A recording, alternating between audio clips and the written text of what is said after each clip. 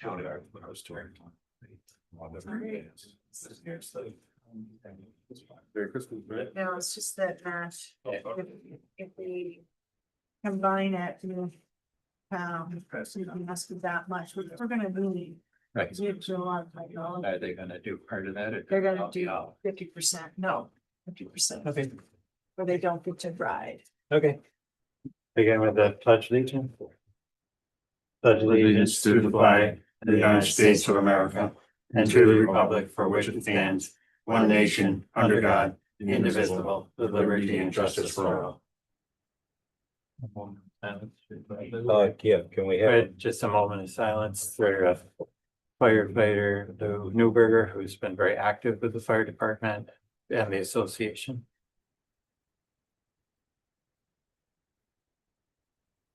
Okay, thank you. We changed the additions, deletions to the agenda. If anyone has an agenda with number 2 that says appointment, that is removed. That was just an There's a deletion that was. oversight that was on the last Getting agenda. over eager to do it again. Well, we're not gonna appoint anybody tonight. We may We're point not gonna hammer that. to things, but we're not going to appoint. Under the clerk for the Davis Ulmer sprinkler repair, there's also an E-codes proposal. 6A is going to be a FJ Pompo proposal. And that's just a couple of roundtable things after that. Our meeting minutes from October 14th, I so move. Second, moved and seconded. I did have a couple of, Okay, well, sorry, I would have gotten them sooner, but. On page 3, when, the top of the page, have it? I don't have a copy, okay, I got you. Here. Thank you. And I can just give this to you. I was gonna say, if you wanna just give it. Yeah, the foundation, I'll give you, the foundation name, we probably should, that spelling. Yes, thank you, when I finalize it. I couldn't even look it up, it comes up under the Kemper, Yeah, it's the Kemper it's not the Galua Foundation anymore. I'm gonna text them right now and get the right. so the name of the foundation actually has changed since then. So that's what it used to be known by, and Kemper Foundation is what it is, and I was gonna try to put both names in there just for future. So thank you for that. Sure. And then on page 5, under trustee Cleary reports on the police committee. I just want to identify that it wasn't the town that had requested the input, it was, and I have this written down. Police committee chair William Nicholson, town council. And then, but the board, I would say that sentence would be delete the board thought rather than thought. Question was too open-ended, and trustee Cleary said she would watch the live stream of our meeting to be sure to capture the thoughts expressed, and she would write up what the board member said and circulate to the board for revision and approval. And note, Casey Cleary Hampstead did not get that done, but will. Can still do it though. Yes, Don't I have can time. still do it. I want to be studious about this. Thank you for that, I appreciate it. So with those edits, you still second it? without that is. Yes. Yeah, Okay, yeah. all in favor? Aye. Hi. Abstract number 8 dated today, and Lori or Karen. I know you'd like to see it. Move to approve the abstract. Yep, so the abstract amount, just so you know, for abstract 8 is $187,775.16. And That was everything's been reviewed. audited and Yes. reviewed. Okay, so moved by trustee Casey, Second. second, all in favor? Aye. Department, so the fire department first. Yep, we got 4 volunteer applications. This one is a CM. Up like that, north. And just wants to be part of the ambulance group. Moved by Dan, Second. second. Is there discussion, all in favor? Aye. Thank you. Next one is all Horsey. Wants all phases of firefighting and EMT. Medical. All force. So moved. Second.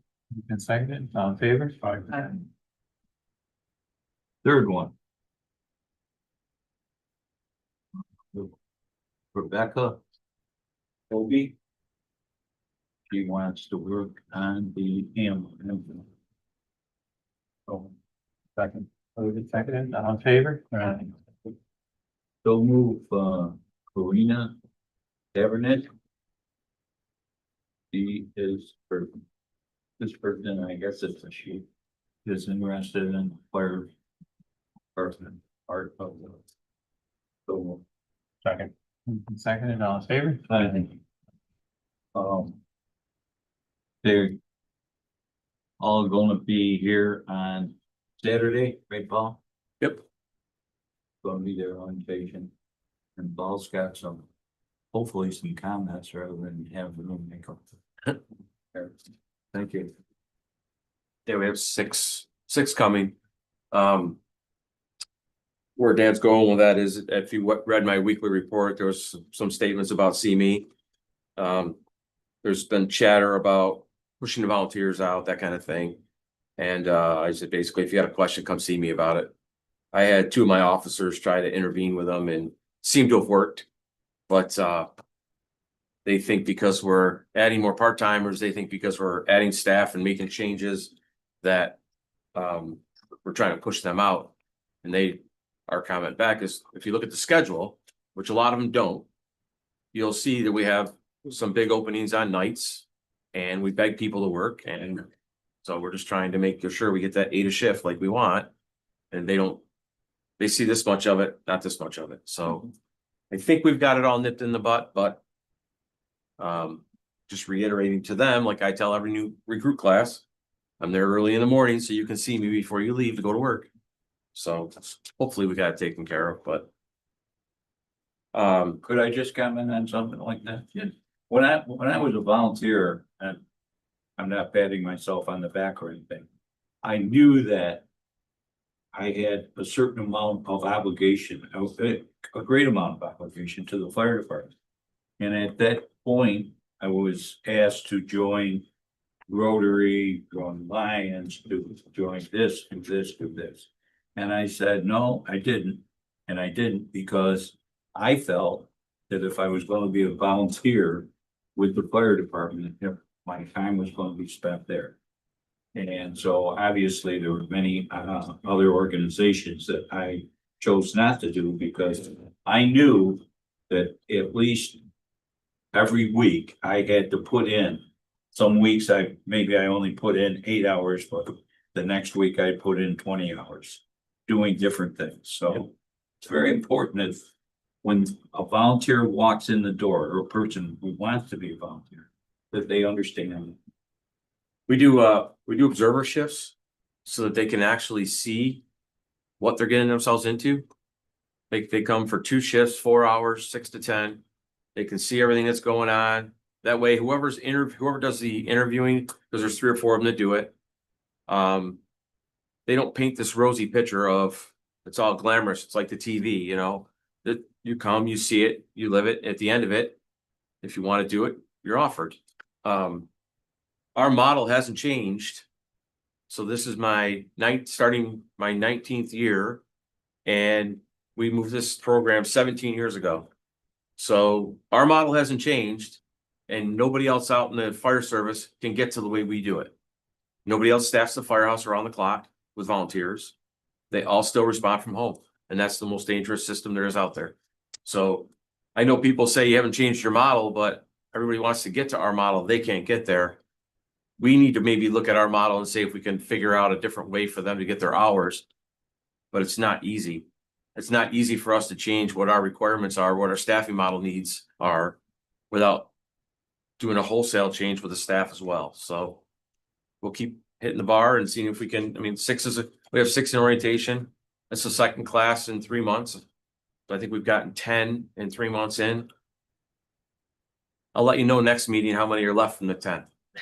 Right. Yeah, but the important thing is you want the fire department staffed with 8 people, let's say, or 10 people or something like that. They have to be there. And if they're volunteers and they can't make it, you have to get somebody that part-time. You don't have a choice. Well, they they need to do a better job, and we talk about this all the time. If they can't make it because Johnny's got a play or something to go to, they have to get coverage. We have an email system, we have a paging system, we have, I mean, there's the utilities are at their disposal to communicate. So it's on them to get coverage for themselves. And a lot of times they just, well, I can't make it, and that's it. And that's where the real challenge comes in about having to hire someone on for shift and pay overtime because they don't give you enough notice. I just can't make it tonight. And that's the problem.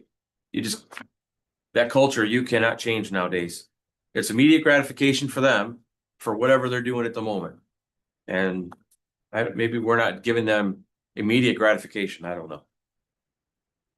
Well, I think it's for myself and I think for the board, we do appreciate everything that you've done in the last 17 years of this program and the way it's moving forward and what you're doing and the protection and the service that you're providing to our residents and the town residents that are in our fire protection district and those that we go to outside of our district anyway.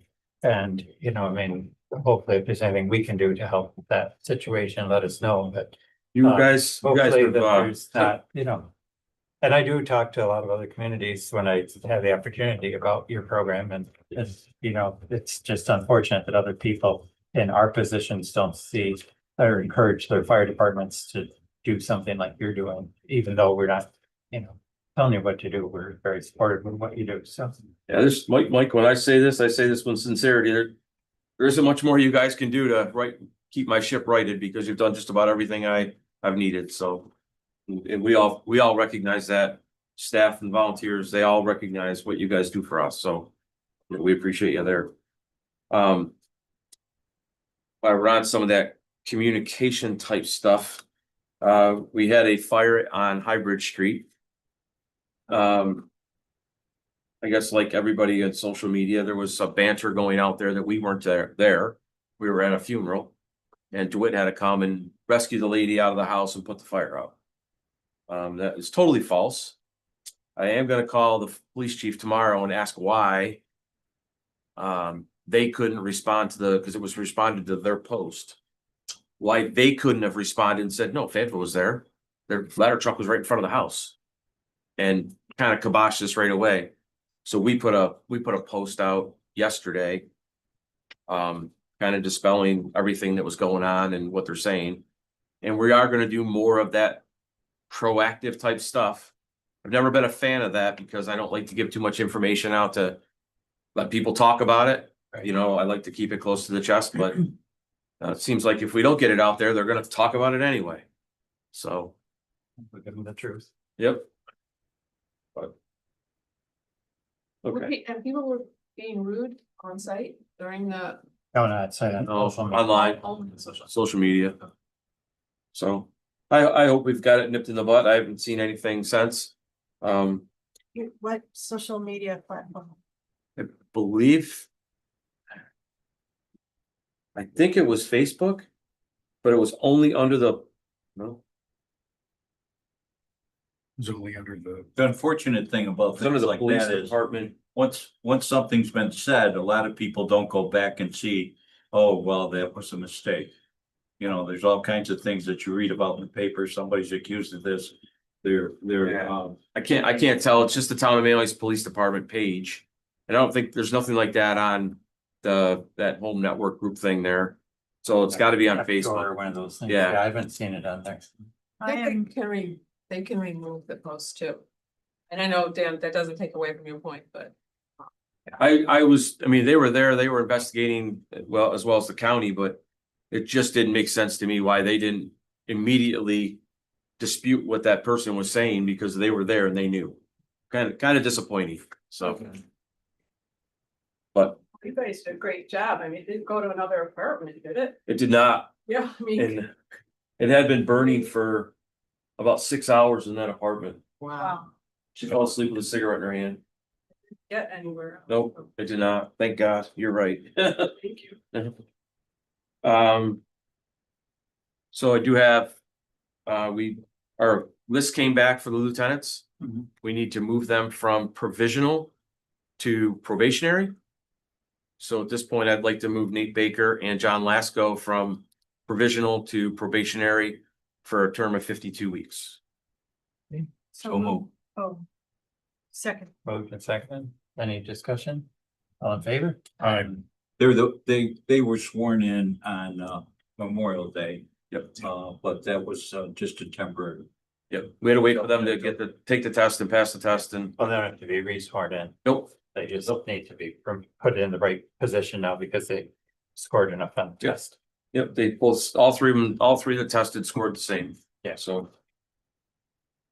The ambulance lease, We have a resolution, and this is in regards to the ambulance lease. I was gonna look at it a little bit. Yeah, at the meeting 2 weeks ago, the chief made a presentation regarding lease to purchase an additional ambulance. This involved that foundation that was gonna help contribute to facilitate things.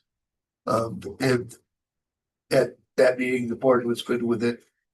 Leasing two, which is the company that actually enters into the lease agreement with the village, has provided the chief with a resolution. Just documenting the fact that the board's considered and determined a need for a new ambulance. It's gone through the necessary procedures for the acquisition, and it authorizes the mayor to sign the lease purchase agreement on behalf of the village.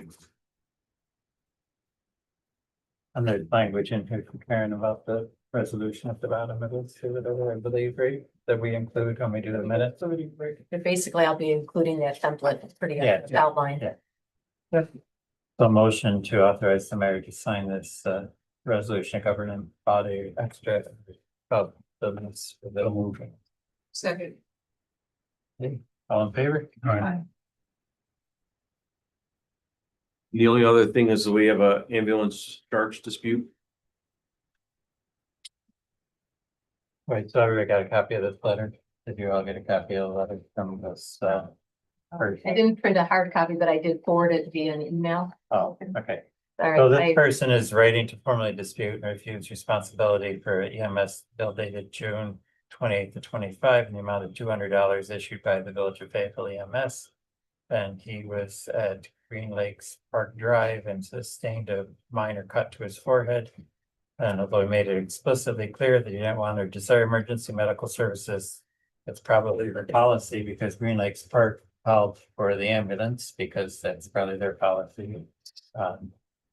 And then it goes on to say that he was assured by the park personnel that if I refuse care, that there no charges would be incurred, which that person really doesn't have the rights or the ability to say.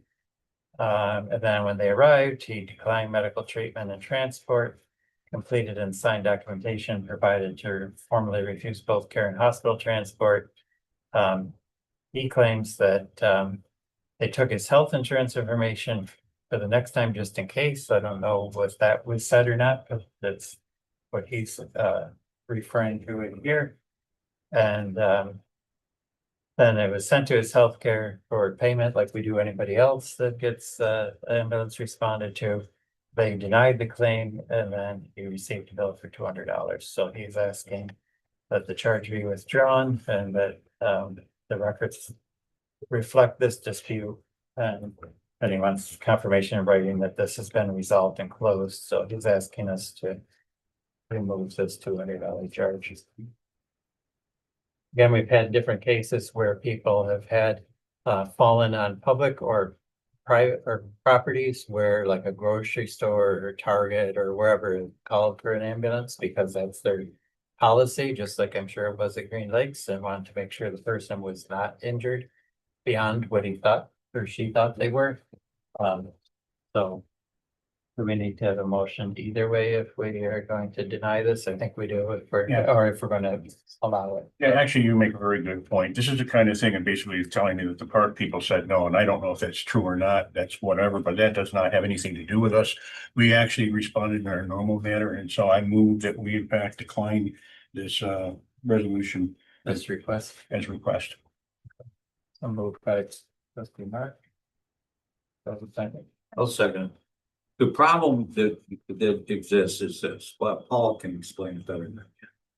If the ambulance or some shows up, if they've been called, they can't, they have to, they're there. Yeah, otherwise, if they say the person said, well, I didn't watch it, they can't turn around and walk away. They really can't, because now we're liable. So that's the I don't know. You can that's the meat explain and it. potatoes of it. You can Because explain. if we get there and they say, no, I don't need you, and they've got a visible cut, or someone said, yeah, they fell. And we're like, we just need to look at you. Because if we just say, yep, no, but we're gonna clear and leave, and then they have a brain bleed or something else goes on, well, Johnny lawyer's gonna come after us for everything he can get us for. So we don't get that many of these, truthfully, but it does happen. People call by mistake or call and think they're doing the right thing. Park Police probably talked out of his, and said something he shouldn't have. But, at the end of the day, this extra work is protecting us, because I encourage my guys to do the same thing. I encourage them to be honest, though. I don't think they say we're just gonna put it on record for future. I don't believe that's the case. We don't need to store we data don't like need that. Yeah, you wouldn't have it, why No. would you have it? And this person isn't even from this area, so. I support the motion, but I do have to comment, I understand probably the dismay of the individual who in this case didn't have anything more serious wrong with them and didn't ask to have the ambulance called and didn't want to pay for it. I understand their position too. I don't know if there's another way to address a situation so that in the moment, the liabilities, if they like sign here, there's no more liability, so we don't have to do this, but until that other system is in place, I don't see that we have a As choice. soon as you sign a document, whether they sign it or we sign it for them, it's automatically a bill. The only way Get that. someone won't get caught, won't get a charge, is if we don't get there and make once we Yeah. make patient contact, Yeah. it's a bill, It's charged. no matter what. If we get canceled en route someplace, there's no bill, which is a canceled en route, we don't make patient contact. So in this case with the state parks, which I agree with everybody's comments that it is most likely their policy. And I cannot imagine any other policy with the volume of recreation, weekend warriors people in the area. So they're not going to accept a no. And we can't accept a no. We're the one who actually incurs the cost of providing this service. So, I just support the motion but understand why someone made that request to have it. Yeah. These cases, though few in number, are always like the little like, because you can put yourself in the person's shoes and understand their point of view too. And so I agree with your points, Jane. The only thing I would add is if perhaps we could send a letter to Green Lakes Park, whoever the head person is, just let them know that this was what was said in case they need to send a message to their employees about how this works. That might, be useful. Not that we're agreeing that it happened the way the person said or anything, this was what was said. Just want you to know this is how it works on our end. There's kind of, I'd say accusation for lack of a different word, but this is what has been reported to us, is what was said, so we can clear that. I can go talk to Chris tomorrow. Yeah. It's not a problem. Great. And just clear the air and make Yep. sure they understand that or whatever, and they can mention it in passing. The director, who's? Chris Williams. Okay. Okay, on that. All in favor? Aye. Aye. Okay. I'm good. Thank you. Bye. Hi there. How's the DPW? Let's start with, repair we have to our Mohawk lift for all of our trucks. It's able to lift every single truck we have up, and we can do oil changes, inspect the airlines. So the work that we can do on the trucks. It failed its yearly inspection. Fuel Truck Corporation is the one that inspected it. They repair quoted it at $4,535. All the rollers need to be replaced in each lift individually. It is 8 years old, so it was expected. but I just need the board's permission if that repaired. So move. Second. Moved and seconded. Any other discussion? All in favor? All right. Okay. Purchases of county contract finally was finalized through Cargill for rock salt for the winter. Been waiting a little while for that. I'm also, with this in the budget hearing, I just need 200 ton of rock salt at $60.97 a ton. For a total of $4,194. Is that what we expected it to be approximately, or? It's a little higher than last year, but it's a totally different company. Yeah. American Rock Salt was in contract for the last 3 years. They had the debacle with Right, not being able no to salt. provide. Where we were with the number last year, do you It remember? was roughly $12-13 less a ton. Okay. Yeah, and this is Did you say? sore spot for everybody, $13 okay? less a ton? Last year. This It year. was less, $12 Yeah. less. That's a lot of It less. is, but I think just about everybody. Well, then you can't provide it. It's right. With freight and everything else. No, I understand. I'm not saying it to be. It's getting more expensive. That was just a little bit of. a And this sticker is shock. purchasing it, but they don't have to deliver it to us until we need it. Is that the case? Or do they, or you're gonna try and have it in the stock or whatever? Have some leftover. Okay. So, And anybody that owed us stuff has been Yep, caught up we're with caught up this with that. from So we're last about- year anyway, so going into we're the about year, half full. we're at a fresh start. I want to top it off, be safe to, have enough. We did budget for 1,100 tons, so that's just a start with. Okay. So hopefully, it's right away. And that's about with what it holds. Yeah, I don't really like to have it coming out in the parking lot, then it's starting to break. It's weather. I'll move the acquisition of the rock salt. Second. Moved and seconded. Any other discussion? All in favor? All right. Okay. And an update, leaf season is in front of us. We started overtime last week. We made it around the village. Almost 2 whole times. We only worked 1 night overtime last week, but driving around today, this afternoon, with this weather, people are raking and I think it's gonna come down fast.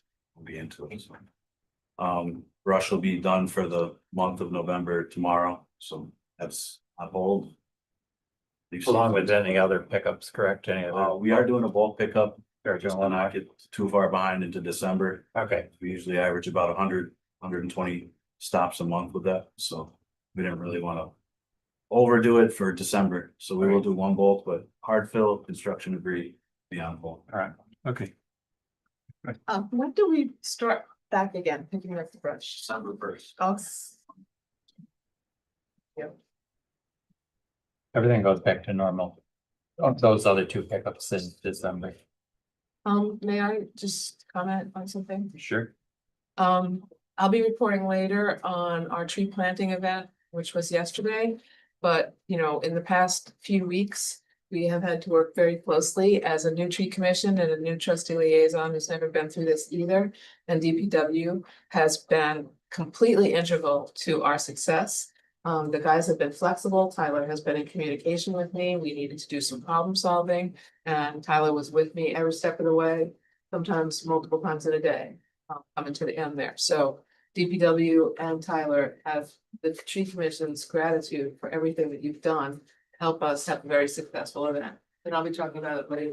I want to on that. Thank you. Okay, anything else for DPW? Good, thank you. Eric? Karen? 2 things. One is a quote for Davis Almer for the sprinkler system here. It turns out once we did a repair and they did an inspection, it failed. They need to replace a valve and a backflow part at the cost of $4,063. Motion for the repair of the sprinkler system. I so move. Okay. And like a Second. broken sprinkler system in a building next to the fire department. One thing led to another. They had fixed it and then they tested it again and found Oh, something oh. else, so they do. All in Um, favor? Okay. The other quote that I have for your approval is from General Codes for our E-code system to codify the latest set of local laws we've had in the past couple of years. We don't do it annually, probably every couple of years, and this is probably close to 3 years of a list of local laws. That brings it current to just about the end of this year. And I got an email reminder that will give us 10% off the quote if we do it by November 26th. So that's why it prompted me to follow through on this. And find the quote amount was given is not on my list that I printed here. So oh, here we go. It's so it would be somewhere between $4,485, 4,800. So it would So it up cost them to- more than Up $5,000. to $5,000. So- I have a question.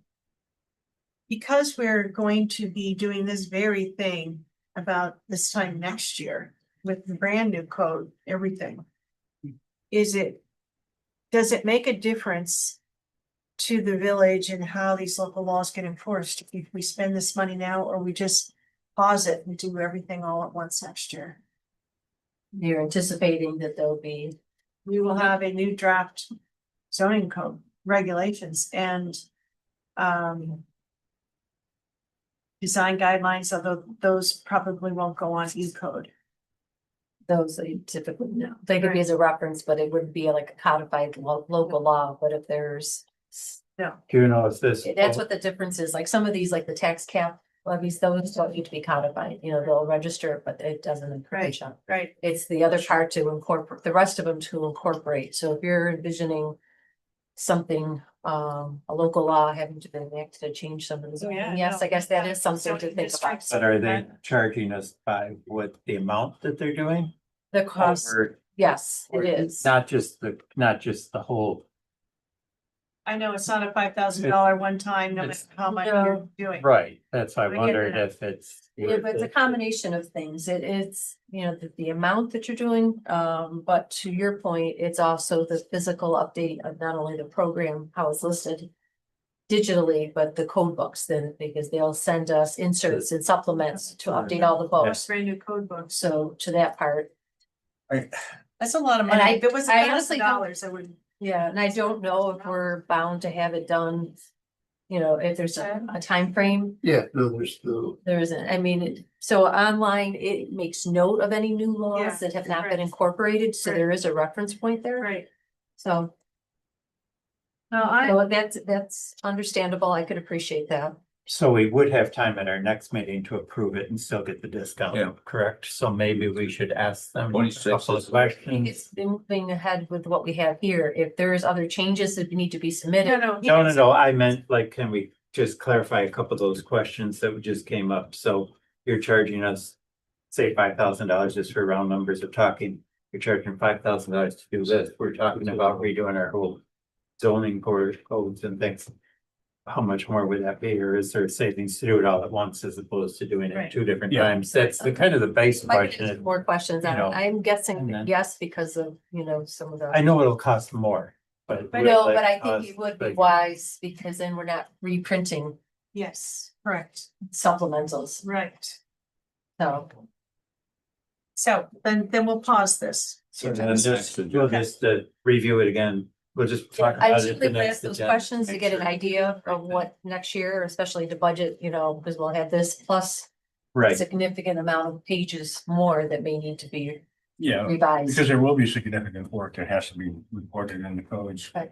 when they get done with this. It's going to be covered by the funding we have. Right, that's right. So we might want to take a look at it across the board. So- Okay, no, I'm glad I brought it up then, thank you. yeah, no, it's good to question it, think about it. Okay, anything else? For the clerks, no, the wagons, I don't know, going to do, Other That down a later? little bit, yeah. okay.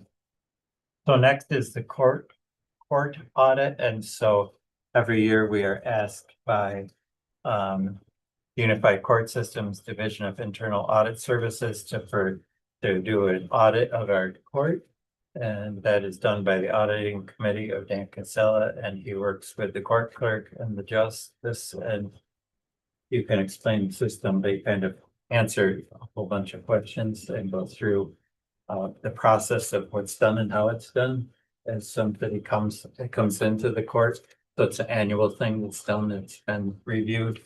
And they ask for us to submit this report and also have a resolution, so Dan can. I sit there and- Anything and. I sit there and take this and read the questions that they ask for, and then the court clerk brings in the information I need. Essentially.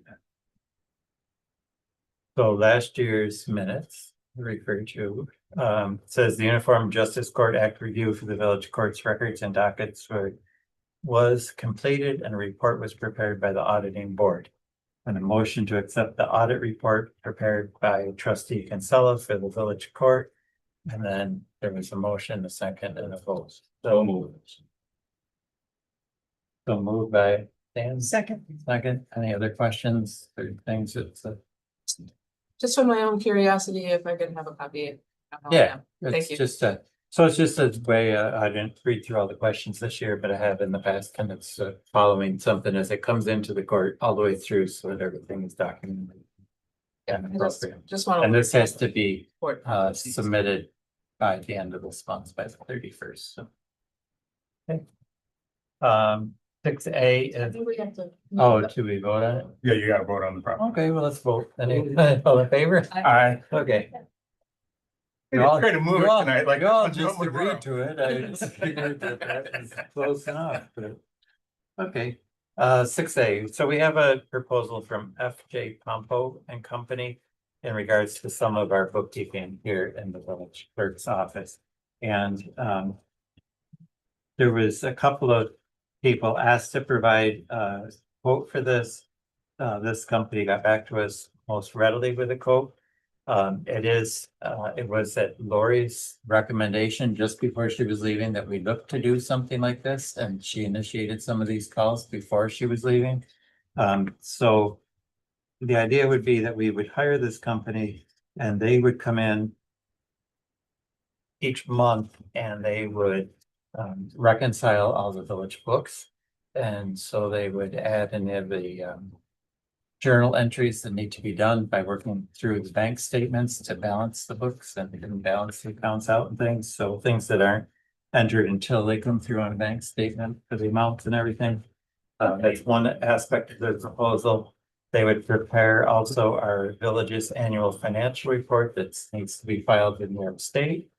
And they would also take on our payroll services starting January 1st of 2026 as a clean slate, new start for the new year to do payroll. And their proposed fee is $5,000 a month to do that. Also in talking, so just to clarify a couple more things. Part of this was looked at in the budget process with Lori. I looked at it, so there is funds in the clerk's office or findable within that budget. She felt to pay for something like this for the rest of this fiscal year that we're in currently. When we come to budget time, we'll have to look at that a little bit again to see where we're at with things. And that will be based upon our new hires and our different promotions and our different things within that office in general. Speaking with this gentleman and in speaking with other people that do municipal books, like as employees of municipalities, this gentleman suggested to me that we've talked last meeting about having an audit of the village books just to see where we're at and have a kind of a clean slate to start. That by hiring him to come in and do this work, that will afford us that second set of eyes and also kind of eliminate the cost or need for an audit, particularly like we had talked about before, or like we were considering before, because they are going to be reconciling the books. They're going to see obviously like the bank's information compared to whatever information is in our books and records here, and they would notice anything that would be out of line or out of the ordinary. So it kind of covers two aspects of things that we're looking at. So it would be entertain a motion to hire this company for the $5,000 a month to do those aspects of our bookkeeping. So I'll second your motion, just just for the next 2 months, technically, we're saying. No, I mean, he's gonna, so the process will be that he would come in, Lori's coming back to close out October books, like she told us. And when she does that, that's how I kind of pass this tonight, if we're gonna do this, because this man or person from his company would be here to watch her close out the books and learn what she has to do. And then, or what they have to do. They already do other municipalities, so it's not foreign to them. They just need to know Fayetteville. And then they would start inputting employee information into their payroll system. So that by January 1st, when we want them to start the first paycheck of January, whatever date that is, they will have all those people into their system and all their information. So it'll be a very simple transition to have them do the payroll for us. And then they will continue to do that monthly reconciling, and then they will do the annual report, which is due after the end of our fiscal year, so June, July timeframe. They would do that, so I would suggest, Are we hiring them for the calendar year of 26 or the fiscal year of 25, 26? I would recommend that we hire them for the calendar year of 26, because once they start the payroll, I want them to do the Yeah. whole payroll the whole year. I don't think it's fair to ask somebody else to come in the middle of a calendar No. year on payroll parts of stuff. I'm with you. If we decide to change other aspects of this, we could always talk to them or do whatever we got to do. But I'm thinking hiring them now through December of 26 and having them commit to this price and I'll support that with the original motion. And I know Danny seconded it, and you said, you're good at. Yeah, I mean, I think that there should be. I'm not saying that there should be a probation of, but. I don't know, Well, I'm looking Are at, we I'm signing looking at a we CPA signing firm the that actually has contract saying that we're responsibility going there already, to- where we're set up, so. the contract. it doesn't say an end date on it. I'll have Ted, if you want to have it with approval of council, I'll have Ted, I'll forward this to him before we tell him. Yeah, I'd put that. as- Before I sign it, if you want to Yeah. add that into it or whatever, but So if The only there's thing- anything Ted wants to do. The only thing is, I want them here when Lori closes out the books for. Yeah, we can. well, Ted can look at it. I don't know how The long. motion it can look at be it. to approve Dave? their hire Yeah, based on. so the motion will be to hire them from now through the calendar year of 2026, December 31st of 2026. And with the approval of council, and then we would know that today's only the 27th, so Okay, we have until the first week of November. Lori's not coming back, I don't believe, till the 6th of November, so we have sometime around that ballpark of time. So we have time for Ted to review it, and if there is any questions, we can always put a stop to it or revisit it as a board. I'll amend my motion to reflect. To all those things. How's that? Is that good? I need you to, if you're gonna second it with that amendment. Yes, if you don't, if you want to withdraw your second, that's fine. I am comfortable with this motion. I can second it. Give it some thought. Yeah, no, go ahead, I'll withdraw 1 second. You go ahead. All right, I'll second it. Okay, I wanted to note Some more something, I discussion. was just reading it, yep, thank you. So this good work, everybody who put this together, this sounds like it's a good fit for what we lose with Lori. I really also, I don't know if everybody, we didn't discuss the same, Mike, but they'll assist in our annual budget preparation and be here at our workshops, and I think that that's also an added service that makes a lot of sense. It would be one of the ones that we would really need right. from a clerk who's doing Yeah, the I guess treasurer. I didn't, So, I didn't mention it, but yes, he and I talked about that also. and it also mentions like the justice court order, but for $2,000, we probably would not be going for that, right? We probably don't need to do that as long as, unless we feel a need for it or whatever, that's all. And that might be covered, some of the justice stuff comes through the village clerk's office anyway, the money part of it. You had The to- courts have their own funds, so not necessarily. we don't write a check to the state, or they write the check to the I state? think it's out of their funds. Okay, all right, so we'd have to think about that, yeah. But it's available to us if we would want them to do a justice court audit. They would do that. From my point of view, it's just part of their price list to us. Yep, I just wanted to talk about, and I appreciate that this firm has a big bench. That there are a number of employees that can fill in any kind of succession planning that's needed, available to us for different services, different employees. So, you know, it really does sound like a good package. And these people, said that one person would be assigned to the village for Yeah. payroll, one person would be. Maybe a different person would be assigned to do the reconciliation each month. Good, good. And in the process of that, there are, like, somebody was on vacation, like Casey just alluded to, say, for example, or was out for an extended period of time. There's other people in that office that can answer those questions, Yeah. or if they're doing the work or whatever. It's important. And it's local. I mean, I like that they're local. Well, and just for anybody who might be It's listening, there's it's they also work for 3 villages and 4 towns in our county. Yeah. Oh, well, close, The greater- close in our area, yeah. So they're working with municipalities and they know both town and village, and not everybody, it's always a fun village thing, so it's great. That's a good point. My problem is I haven't talked to some of the people that. Yeah, that they had on their list, and my problem with that is, and it's a very simple problem. The only one person that I've talked to, the only thing they did for them was the end of the year report. They didn't do all these additional things that we're asking them to do.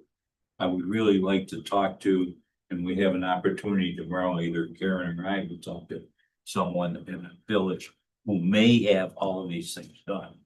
That's what I would like. I would like, I mean, I'm not opposed to hiring this company at all. Yeah. I'm just hoping that when they do these things, that not one person is exclusive to fail. I would hope that they would use other people that would sort of look over the shoulder like I do. And I don't see anything in here in the fact that we can't get out of this agreement. If we so choose to not continue with them, so even though we want to do it, I recommend we do it for the year, and we've kind of agreed to that. And this is for Ted to tell us exactly where we are with it also. I don't see that we can't make a change and take it back in-house, or that we can change to a different company if something is really goes amiss or whatever. So all Clarify things the change. date. Give them a copy. Want to vote on this? Yeah, no. wait a minute. Well, no, I'm going The fee is monthly, not I annually, mean, which makes me think that it's a month to month. Yes. Yeah. 2 Before- of the services are are a month, and then one is a one-time annual. According to the notes from our Bef- conversation. before Lori was doing the books, and technically there was a backup that she had. I mean, Karen didn't necessarily wasn't necessarily backup, but somebody, Fortunately, that wasn't tested. what? What was that? I said, fortunately, that wasn't tested. Karen Me be as the a backup. What I want, what I'm thinking is there was a backup because we had someone that took a look at the end of the year report. That's true. Now we're going to go exclusive with the end of the year or the person doing the books and the end of the year report is one unit. I'm not opposed to this. I'm not opposed to anything that I've seen here. I think this person is probably, this company is a great company. But So, I do want to make sure that we have everything checked. I was talking to Mike before, I don't know how people get away with these things in villages or fire departments or little leagues or what, where they can find a way to get money and nobody knows it. Our fire department is extraordinary because they have 2 people that are looking at each other over their shoulder. You just want to make sure there's the right checks and balances in there, so Right, that we don't get ourselves caught. I'm not worried. I think this company's great. I'm sure they're great. And I'm sure I'm gonna find out they're great. My problem is, it just seems that you take one person one company doing everything. I'm not really sure. Actually, as a CPA firm, they have to extend oversight of what they're doing and they have to go through certification on an annual basis. Who's that? A CPA firm like this has to go through certification, et cetera, from others in order to be able to remain a CPA firm and that they in fact are doing and adhering to the normal concerns of a CPA firm. So basically, that's the important piece. There's an oversight to them as That's an oversight that they're actually putting in place because they understand and they're working with the ability that they have fiduciary responsibility. Right, period. And that is a big, big deal. And That's something CPA we firms, never that's did. exactly where they're there.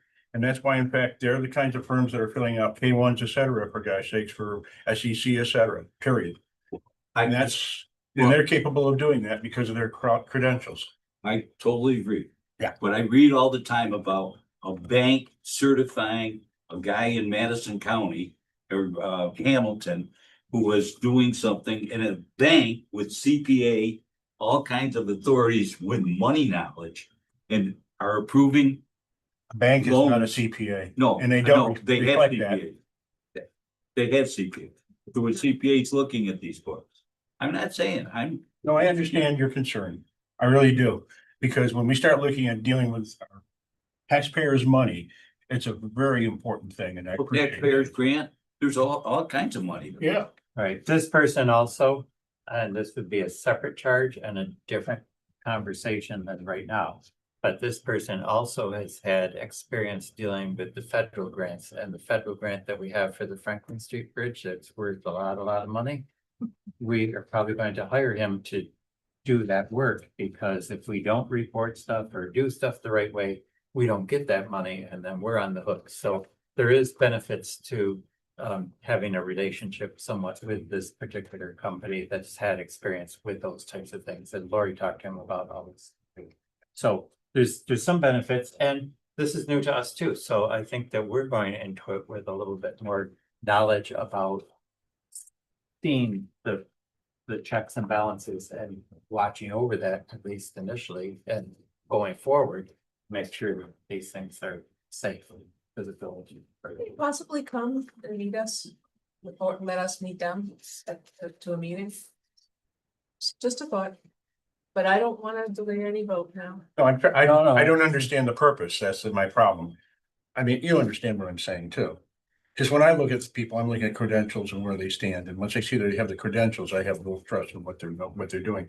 Because legally, they're the ones that are taking on the legal responsibility at that. I guess we definitely will be meeting them at We'll meet the them. first of the year when we do our budget, We're because we're certainly gonna be gonna meet them during budget participating. period. in the- Yes, yes. For sure, anyway, but we'll see, maybe we'll want them before then, we'll I'm okay. consider that. Okay. Okay, When people are raising concerns, sometimes when you meet a person that can make a difference to you. So, but I am totally ready to vote. okay, all in favor? Aye. Oh. Okay, I'm for it. no, I know, I Thank you. just said. Thank you. Okay, thank you. Thank. Okay, parking 100 block, or I'll say, instead of the 100 block, I'm gonna say parking on Warren Street from East Genesee Street to Clinton Street, Yeah, because we're because there- looking at, there's 200s in There's there a too. 200 in there too. Okay. I gave everybody what looks like the motion.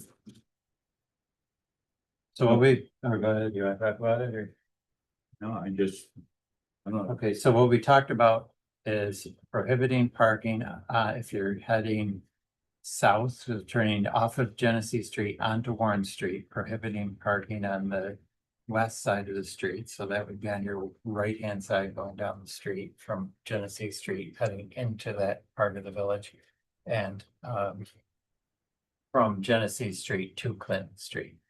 And on the other side of the street, that we would have parking, and that we would either reinforce the fact that there is, I didn't see it online when Karen and I looked, but Dan says there's a sign there that says no parking here to corner, coming on the east side, coming out Warren Street towards Genesee Street, kind of at the end of Harris's driveway, or the first driveway off of Genesee Street. So that when people pull up to that corner to make a left or right turn and people are coming around the corner, there isn't a car parked out all the way to that end of the street. And I would probably have the motion that we we sign it according to what that was just described as, and that Dan would work with Tyler for the appropriate signage and placements of those signs. I've got it. Yeah. Van parking on the west side of Warren Street between Genesee Street, Route 5 and Clinton Street. Okay, No parking. motion, Wait, I just want to make sure that in this diagram that you gave us, the first proposal is not being considered, that's off the table. When you say no parking on Warren Street. On both sides of Warren. No. Okay, so we're just looking No, at the that's second gonna be one. a separate, that's gonna be separate. no, there's gonna be. There's gonna be no parking on this side of the street on the west side. You're driving. No parking.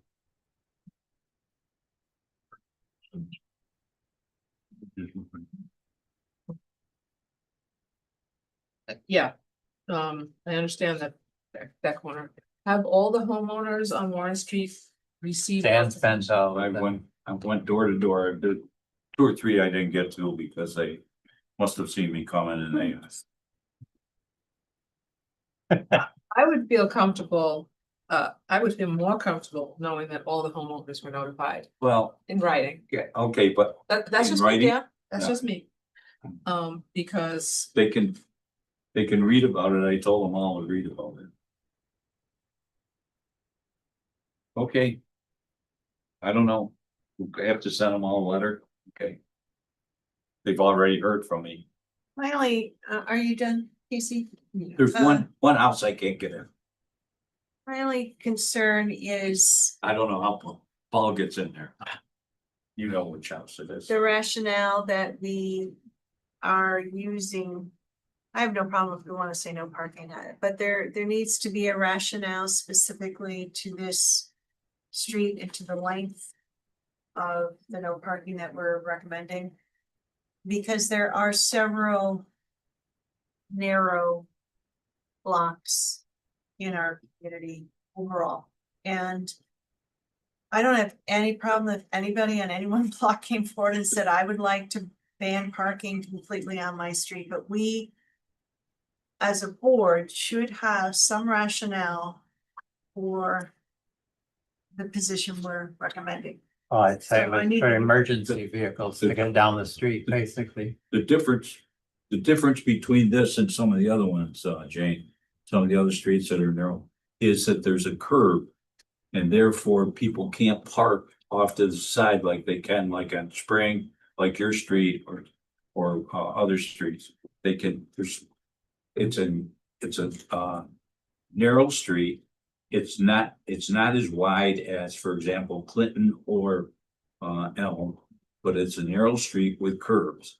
And that's what the problem is. If it was just grass, where people can move over like they do on my street all the And I time. would say Warren Street is more of a heavily trafficked Traffic, yeah. street than the other streets. Walnut Street is one way going in from Genesee Street, so they only tend to park on one side of that first block of Walnut Street. They don't park on both sides typically, because it's a one-way street. And that's not, kind of goes against your grain to park on the wrong side of the street, maybe. I don't see cars parking on the left side, only on the right side of that street.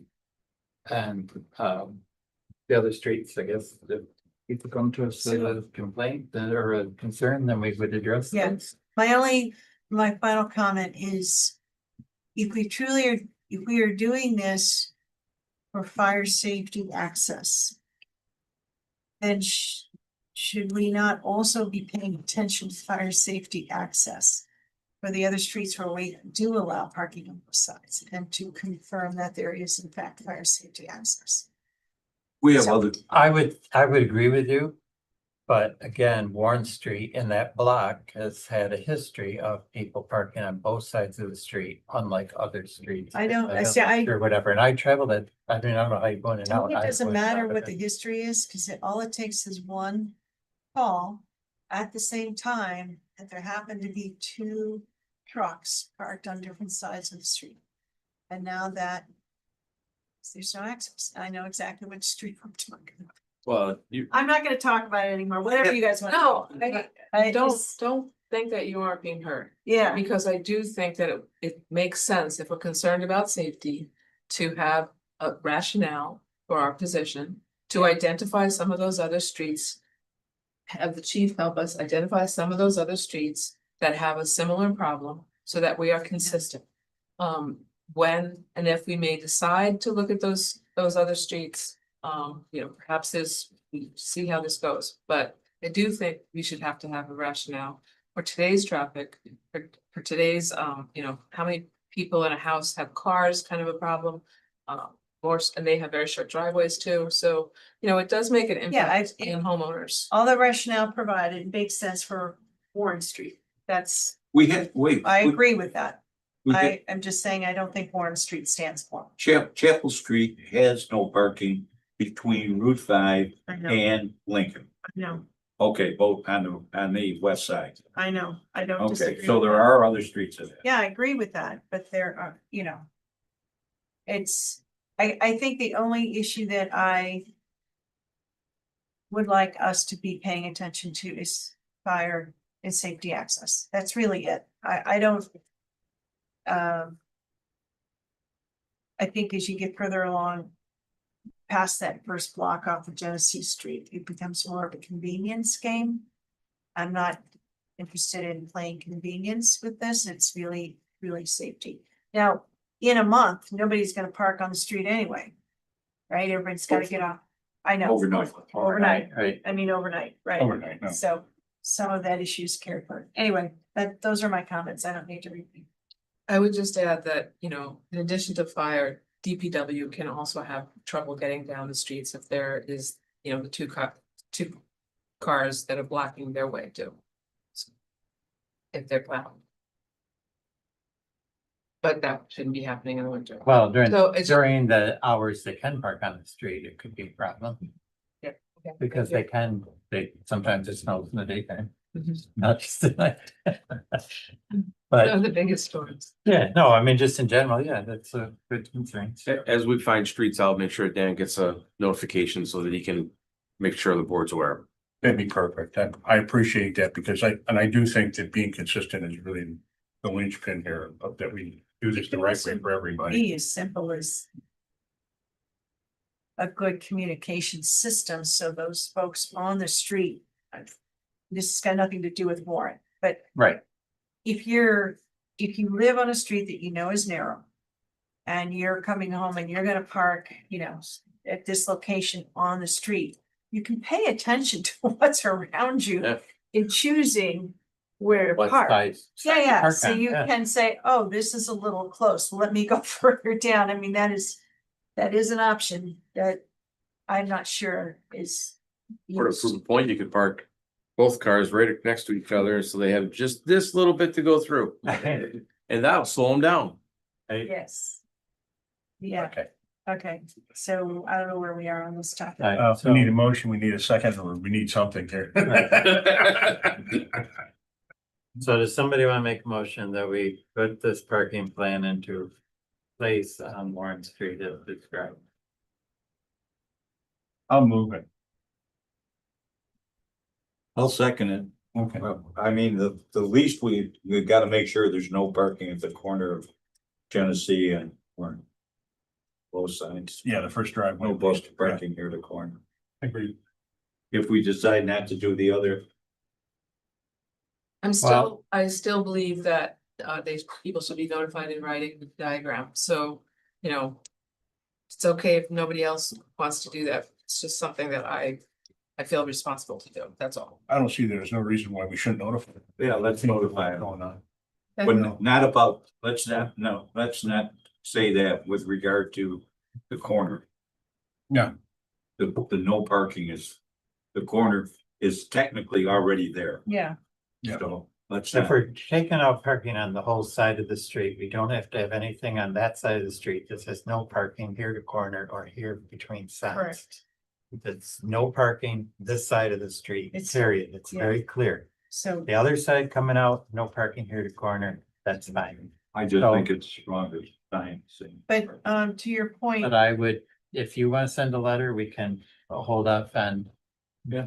doing any of this I'm stuff? just I think we can make- notifying them Or- of the change hereafter. Of Yeah. the change. I think the notification of the change is appropriate. That's what I'm looking at. And we're not going to send we don't put streets into our code book anyway.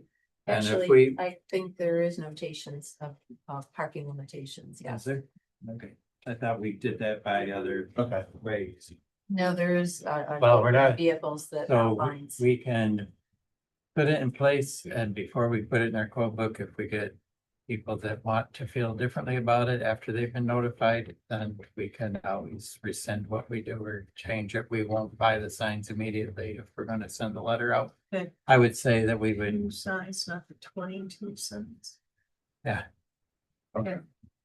Thank you for, yeah, no, it's fine. think it's And good. if you wanna make it as of a certain date, like if we wanna. That's what I'm saying. If you think you wanna send this letter out, then don't even bother making a motion right now. We'll send the letter out and we'll do it at our next meeting. We'll send the letter out this week. And we'll just put it on the next agenda and see if anybody shows up. They'll get something in the mail. They can talk to personally.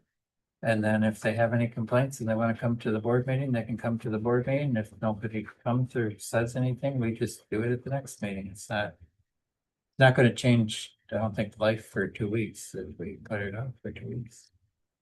Could, that's okay with me. Is that okay with everybody? Satisfy like the. I will say this, that all the people I talked to, nobody objected to it, and Yeah, no, I'm not thinking they will, but I'm just saying, if you think that's a safer I route. think it's good to notify folks. Eventually, So no motion, just a pause, is this a no motion or do you want to do a tabling? Tabling will be at the next meeting. table. We're just gonna Automatically. table it till the next meeting. Hmm? And the next meeting, we're gonna do something.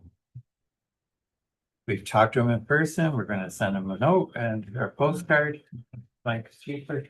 And see what they. Okay. Okay. Alright. Lighting wagons, we have a proposal from Lamplit Farms for 4 wagons at $1,400 a piece. For a total of $5,600 for the tree lighting. It's the same cost it's been the last 2 years. He's been trying to hold it Same. at that. isn't That's- isn't that in our budget? Yes. It is. That's inexpensive for the size of those horses. 1 second, are you paying by pound? Those puppies for in training. Anyway, yeah. So when So we move to just. move, accept so that. move. Okay, go ahead. Alright, any other discussion, all in favor? Aye. well, we're on tree lighting, I think Michelle signed up as singer. I think so. The recreation makes arrangements for the entertainment and the food, so Yeah. I leave it up to her. I haven't. Yeah, Confirmed. okay, all right. But yeah, so So- other than the wagons that we arrange, All I have I to do think is it's all get, set. all I have to Okay, do is next get door it. or whatever. Your building, yep. She We'll make do. get something submitted. We'll all come and volunteer. There you go. Reimburse that. Well, I'm volunteering I'm volunteering everybody to come. Thank you, Paul. I mean, reimbursement, Okay, we could talk about the singer. we never did. Okay. And a shovel operator. See if I'm on duty. I know I'm not on duty that. I can only You got imagine time to that. adjust your schedule. Uh, Okay. We're all good with that. So more about the tree lighting probably at the next meeting, just to make sure we're all good with everything. So every year at our annual meeting, we need to, we're supposed to review the policies that we're required to have. So I put some, I thought easier ones on the agenda for tonight. As far as workplace violence, sexual harassment and code of ethics. Some of these are within our handbook or the village code for ethics here. So I don't know if anybody's had a chance to look at those, but if you have, when you have comments, that's fine. If you haven't and you want to make comments, that's fine. I don't see a need to make adjustments or changes to things, but if somebody else has different thoughts, I want to make sure they're heard. Danny needs to speak. He's dying to say something. Okay. Which one? Okay, we go to 902. Yep. The third page. Up at the top, there's a sentence there that I totally do not understand. It says, any employee. It actually should be broader than that. You're correct, Danny. I don't understand what that. There's, it doesn't say anything that, I don't know. Oh, sorry. Where the 100 times, so I know. Those harassed should report so Is it- that any violation of this policy can be corrected promptly. It doesn't say to whom or what.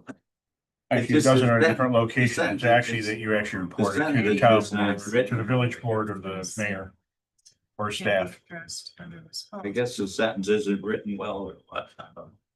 Maybe it's just, Never I noticed this before understand. when you looked at it? I never looked at it.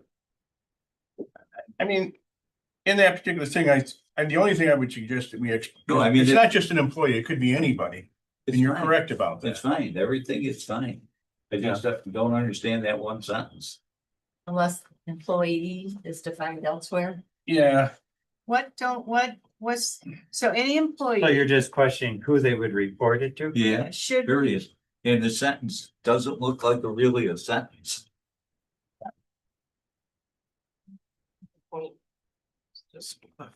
I mean, I Yeah. don't know that it's a well-structured sentence, but I Okay. get it. so situation you're Yeah. talking about. Who would they report it to? I would. I would say do what there's, you Just did, I would say, okay, wait, where's the section on reporting? Oh, here, reporting of discrimination. Okay, I can make it either verbally or in writing. Okay, so A that's form it. of the submission of the written, and then it goes on and on, village fair gets Okay. it. Ha lucky you. Okay. all right, I don't know, I'm kind of What? made that up, but Yeah, that, I know. I read the whole thing. That's what I would do. I would, if it were a. A worker for the DPW, reported to Tyler. If it were a fire person, reported to Paul. I guess if you're feeling That's what it means. discriminated I just or couldn't understand. it. harassed in some way, you could either go to your superior, and if you didn't feel that the superior was if the superior was the person harassing you or using you, then you would go to the board or to the mayor, to the clerk, to somebody Correct. to do the reporting. so they're encouraged to go to their Right, tell the department person. head or the village mayor. Everything's As soon as fine in the possible. whole thing. That Yeah. one sentence just didn't make sense to me. Okay. So this was reviewed by an attorney at some point in time back in 2019, perhaps? Well, it was done by that's in our handbook, so that's human resources, people that would have been complying with any laws or With the mandates company. and stuff like that. Not necessarily an attorney, it was just whoever, yeah. Again, Right. So I don't know that it was an attorney, but It it could was have somebody gone- that was it could doing have gone HR as a- stuff that would make sure that it was done Correct. properly or whatever. So I thought those were kind of like easy ones. So we'll put another couple, maybe one or so on the next time or whatever, and just so that by the time we do our annual meeting, which is the first meeting in January now, we'll have reviewed these ones in general or whatever, so that we're compliant. And we don't have to look at them all at one time without being overwhelmed Thank you. by that. I mean that sincerely. That was my reason, but trying to get it done, but not too far in advance, but not too close to the holidays or to the annual meeting time frame or whatever. Good plan. Okay. gonna- Trustee updates. Let's go first. Casey, you want to tell us about the trees and the bees and the birds and the whatever? Wait. Oh, wait. Congratulations on the planning, but. I'll start with tree commission because it's really fun and exciting. And I wrote this down and sent it to you. So members and volunteers were really glad we had sunshine on that day. Wasn't looking like that, it was looking like rain up until that day. This was the first tree planting of the new commission. The day was a really great success, despite many lessons learned along the way. We planted 19 trees, the tree commission, and the DPW is planting the last 5 this week. All trees have a home. The tree commission and the DPW have a lot to be proud of, like I said before. Tree commission members also had the benefit of getting to meet Town of Manlius. Oh, I'm sorry. The tree commission, our tree commission will be planting 24 trees. The Town of Manlius, this is a little bit bragging rights here, and the Town of DeWitt planted 15 and 16 respectively. We hadn't planted much in a while, so we had a sense of really wanting to go out there and do it. We did. Tyler and the DPW were integral to all parts of our success. Leanna Nugent from Cooperative Extension, brought in community stewards, to help guide our small groups. Two of our commission members are community tree stewards, so, but it was really nice because that group is tree lovers and they want to help in any way, get involved in any big plantings. Leanna also looped in, the Village of Manlius Tree Commission members as they're going through their training. And, one of the things that's beneficial about that is that we have opened a conversation with the town of Manlius and the village of, and the village of Manlius about the fact that we have 3 tree commissions in our town. And it would be good to cross-pollinate, talk to each other, share information and help each other out when we're doing big projects. So we were able to talk about that a little bit this on Saturday, and we'll be moving forward with that. Altogether, there were 27 adults and 5 children who fanned out across the village. My favorite moment of the day, I'm a sucker for kids, was when we had finished watching a video that Leanna was successfully able to show, that she created and produced.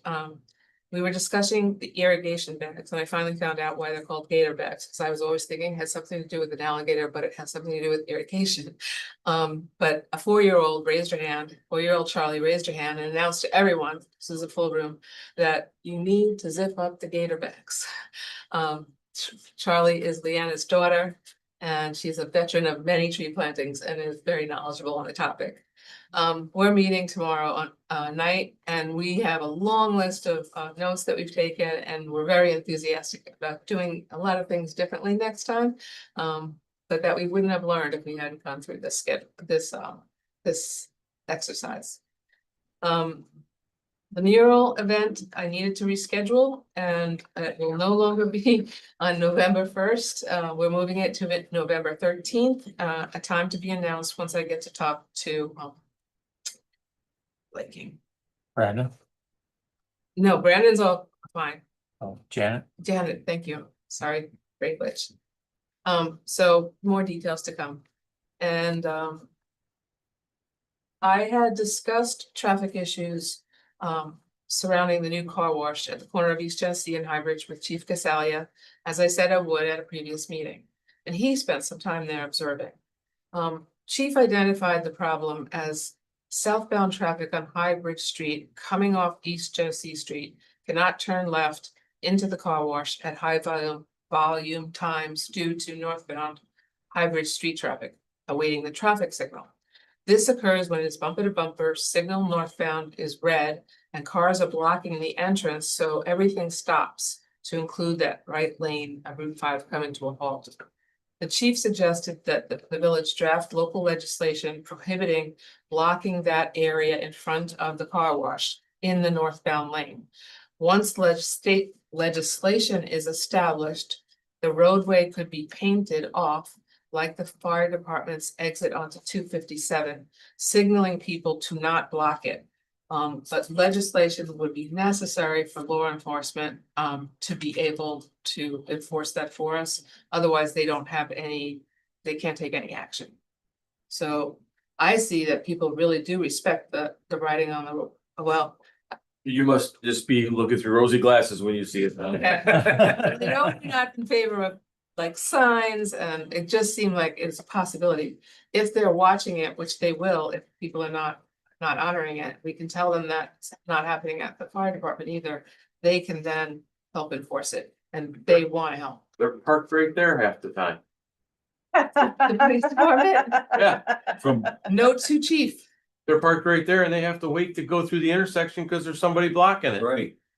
From day one, when proposals came before the planning board to put something in that vacant area, I requested more than once that there be another lane. That there be a lane, because what happens is there's 2 things that happen. The traffic comes up, many of the cars are gonna go left.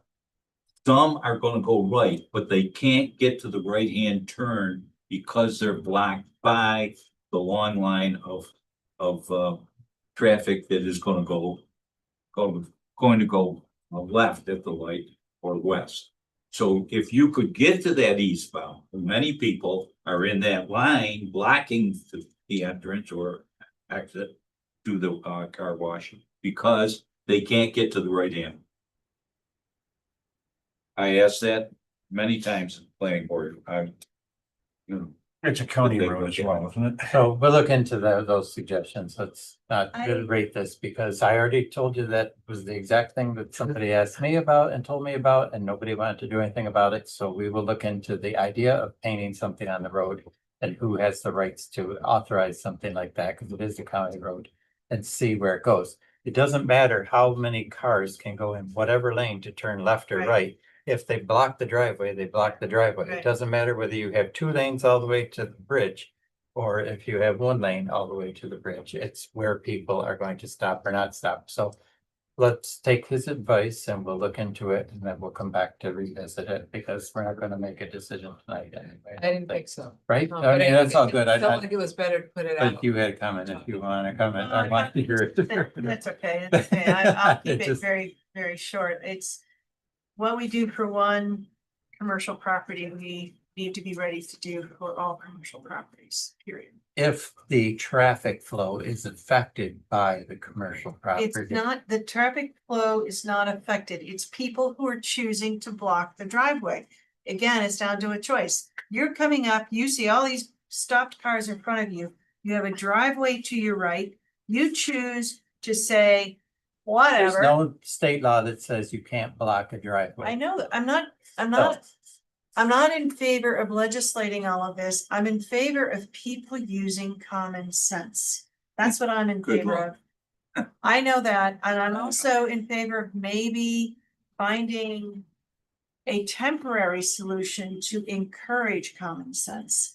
So, People could get used to. You can't put a sign on the road either, can you? Can you put a sign, don't block the driveway? Just a just a temporary sign. sign, says don't block the driveway without painting anything? But Oh, I it's a county suggested road. that we just put a sign up on the side of the road, but I didn't get a lot of good No, reaction but here it and would we be might have to. temporary. Right. Temporary. It's an effort, you know, it's a good attempt at. No, I mean, I will ask, there's- one, I think we have to ask the county because it's a county road, so we'll probably just do get have a to do go. that, yeah. We'll probably just get a go ahead because that's the way they will handle We can it. take it down Yeah, the sign we that's can. there. The one that says no left-hand turn until nine AM. Where's that? I was in this afternoon, I went down before I came up here, 4:45. There's a traffic was there and they didn't have the driveway blocked and I pulled right in and.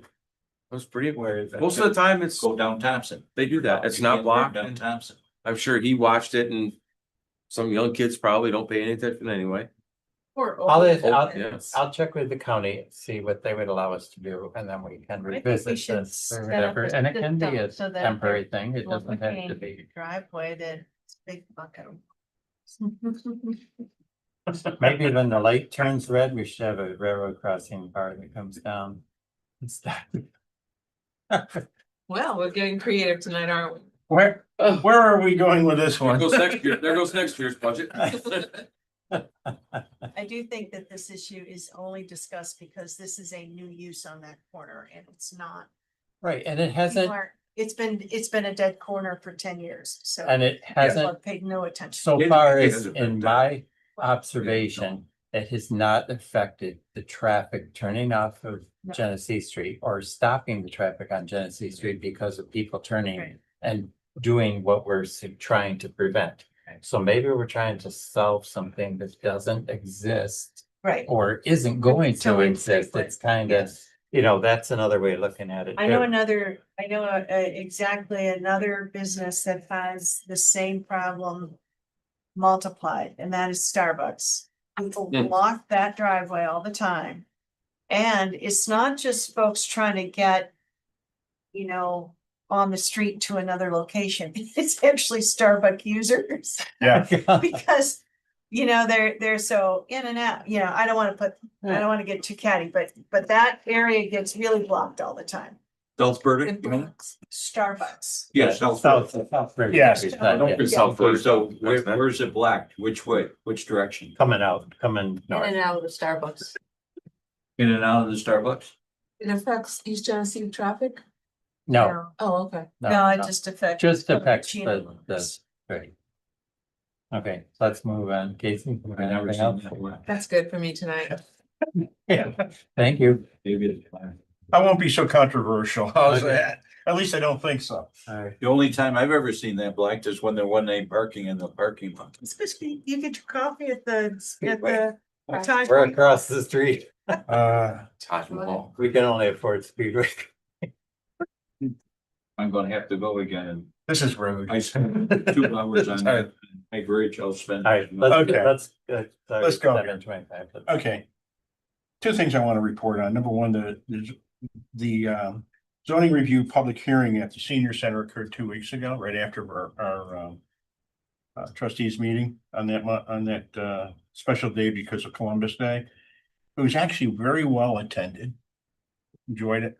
Almost everyone was there. It was really, as far as trustees, I want to say thank you for being there. It was really nice of you all to show up, and the mayor even showed up, so it was nice. The other part that goes with it was a very good participation by the residents. We were never overwhelmed at any one time. It seemed to be a very constant kind of flow which went on, which was really nice. So you could actually talk to people and people could talk to you about what their concerns were, et cetera. Now, EDR is putting together all the data from that and they're reviewing it now, and they will in fact come back to the zoning review committee in order to deal with that. And we're going to be looking at that. And we will be amping up, trying to do more on the committee and move faster. Not without thought, if you know what I'm saying, but moving forward, because I really have headaches when I go to this meeting all the time, because it really does make you think about where we are 5 years from now, 10 years from now, et cetera. And the other part that's always interesting too is the consistency. So what we do here is relates to everybody in that particular section as well. And so it's really a very good kind of thing. So we're looking forward to that. So we'll be moving into that fairly soon. The second one is I went to a Central New York Regional Planning and Development meeting at Pompey Town Hall. And it was really about their heat pump implementation that they did at the Pompey Town Hall. And I wanted to go because we have need for HVAC, et cetera, here within the village hall and also in the fire station, and talking about it. Two things about that. Number one, their town hall is what I would normally say the same size as a house. And just put it in perspective. But they were really fortunate to be able to deal with it so that when they got done and their cost on particularly on their propane, they basically looked at it and initially their proposal was such that they basically had a payback on that within 2 years, which is like phenomenal. We don't get to see those kinds of paybacks very often in things we do.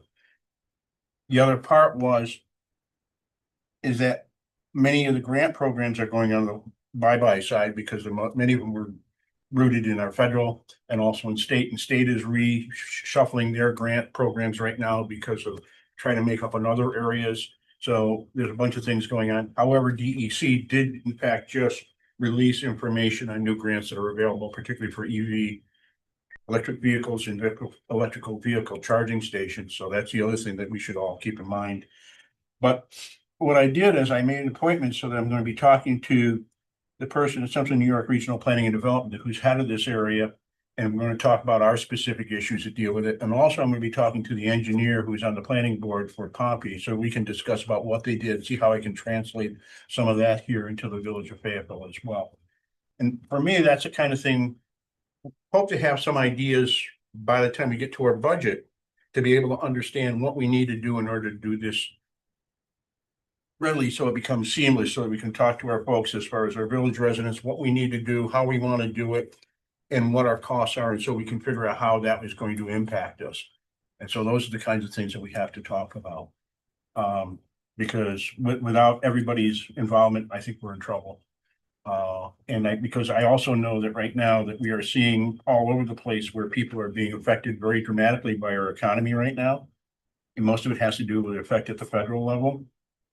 And it's really impacting people who live in our community. And it's impacting particularly people who want to age in place and young families in our community. And so I'm very, very worried about that. So that we can actually maintain the integrity of the population and we can welcome everybody into our community. That's the thing that I'm mostly concerned with. So, not, as I said, much shorter, not controversial. We'll just keep going. Probably one, maybe, I don't know if it's as hard, but it's, you know what I'm saying, but it's sure is not easy. That's all. Thank you. Jane?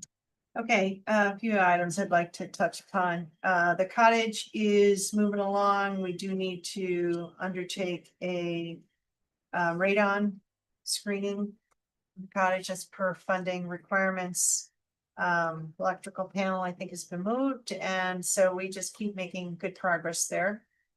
Parks Commission has good news. Mark Miller, who runs the Parks Commission, reached out to ESF to ask if they would be interested in collaborating with the Village of Fayetteville in and they said yes, and this is how they'd like to do it. So Dr. Margaret Bryant, who is the chairperson of the Landscape Architecture Department, talked with Mark about this, and they thought it'd be really good for ESF students as well as really interesting and helpful for the village. The Parks Master Plan has several projects or action steps in the plan already, which all of has been approved by this board. And ESF in their spring studio, so this won't happen until, you know, February, March, April, around that time. But in the spring studio, the students will take a look at up to 9 projects. And the idea is to provide some visualization and some concepts of how these projects could come to be, how they could come to fruition. All of this is at no expense to the village and could really be a good learning lesson for not just the students at ESF, but maybe for some members of the village on how, how strong is our parks master plan and what can we do with it next, or a project that's in there. And certainly the Parks Commission is very excited because it could give them some guidance on how to apply the Parks Master Plan in a way that is beneficial for the village as a whole. So they're very excited about that. I think it's great collaboration between ESF and the village. They will be looking at the Parks Commission is meeting tomorrow night at 7:30 here. Double check on that time. I think it's 7:30. And the idea is then to narrow the choices of which projects, you know, to kind of pre-select, if you will. And then Mark Miller will interact with Dr. Bryant, and there'll be some photography taken and stuff like that in preparation for all this to happen in 26. Does that make sense? I understand you that the 9 projects wouldn't be our 9. The students will be selecting from No, 9 different ones. They're already in our. They're parks in their, plan. it's Oh, in the they're gonna look at plan. 9 or It's our 10? 9. Yeah, That's great. yeah, they're not making up new projects. Yay. Because that would not necessarily No. benefit us at all. No, Right, no, these are Okay. our 9. That's why this is exciting. very exciting. Yeah, We have a good master plan. yeah, I have it down at 7:30, so Great. if anybody wants to come tomorrow night. So that's the Parks Commission. I mentioned last time that we were gonna submit an application to Onondaga County to their Greenways, Blueways funding program for our limestone feeder canal to have it revitalized so it can become the navigable feeder canal that it once was, and to install a kayak launch so that we then have a way people who want to paddle around, they can then paddle out to the old Erie Canal and they can go wide and far from there. So this is an opportunity to take, I think it's maybe a mile long, the feeder canal, maybe three quarters of a mile. Yeah, it's not more than one. It's not, Yeah. it's not, It's it's not not very a long. mile. Okay, so 3/4 of a mile long, little feeder canal. it's no water in it. I know, but that's what we have that's our first step, is to understand how we can it used to be fed by Limestone Creek. Yeah, you And then everything changed. Yeah, you can. You So, got it. It used to get fed before the thing collapsed. right. So we have to bring in professionals to help us. I call it revitalize, rewater, Yeah. to stabilize, and then provide an opportunity for people to get their boats in the water and go play on the Old Erie Canal. It's a great regional connection. So, again, this is just, we're at the application process. We are, teaming with the town of Manlius. The, canal itself runs partially through the village of Fayetteville and partially sits in the town of Manlius, and they're excited about this prospect also. Yeah. So when, under this, grant program, if you have two municipalities teaming together, and if you have a regional connection with whatever your project is, so we hit both marks there, you can ask for up to $300,000. Which is what I'm gonna recommend. I'm scheduled to meet with a couple of folks tomorrow to talk about the cost of this, right? I'm expecting, though, if we're gonna do the real hydrology and get this working again, we're gonna need to do some work, right? So I'm thinking that we're going to have a cost in the hundreds of thousands of dollars. And there is a 20% match for that. So let's assume we ask for the full 300,000, just for Right. conversation ease. That would mean that we would have, someone help me with the $60,000 match. So that means I'm anticipating we would share that match with the town. So I will get confirmation on that. The town never shows up at any of the canal meetings. No, they don't. No. So maybe they got their well, they did, there was a kayak launch put in, both in Chittenango and in Chittenango. Poolsbrook. I talk about it every year at this meeting. That's awesome. So, that's the status. A lot of movement's gonna happen this week, and my goal is to have this application submitted by the end of this week, beginning of next week. It's a very straightforward application. It's not too County applications are extremely straightforward in comparison. They really are for a lot of things that we deal with. so Will we get a chance to read it before it's submitted? sure. Yeah, I can send it to everybody. Thanks. Yeah. Well, and you said it's kind of short, right? Yeah, it'll be very legible. The piece that I'm gonna be working on mostly this week is gonna be scope and cost. Thanks, Jane. And There's this a- is a newer grant through the county too, Yes. that's not been taken advantage of by No. many people Correct. that don't have the greenways and or the blueways. They But don't- we have the combination with the trail there and the water and everything, so we're. And I think you said in our conversation a few weeks back that we're the only ones who would be submitting for Blue Ways. that they know of, that has presented to them since I spoke with them last. Yes. So Yes, that's a good an thing. advantage, yeah. That's a good thing.